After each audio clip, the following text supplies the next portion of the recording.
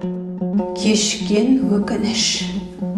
Ол үйге кіргенде әдеттегідей ас үйден дәмді тамақтың иісі шықпады.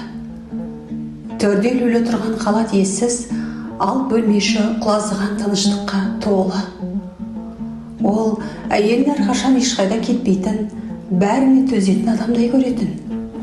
Оның жылы сөзін міндет, төзімін әлсіздік, ал үнсіздігін келісім деп ұқты. Бір күні сол үнсіздік мәңгілікке айналды. Әйелі дүниеден өткен соң, ол оның шкафынан кішкене қойын дәптер тауып алды. Соңғы бетінде былай деп жазылды: бүгін тағы да кеш келдің.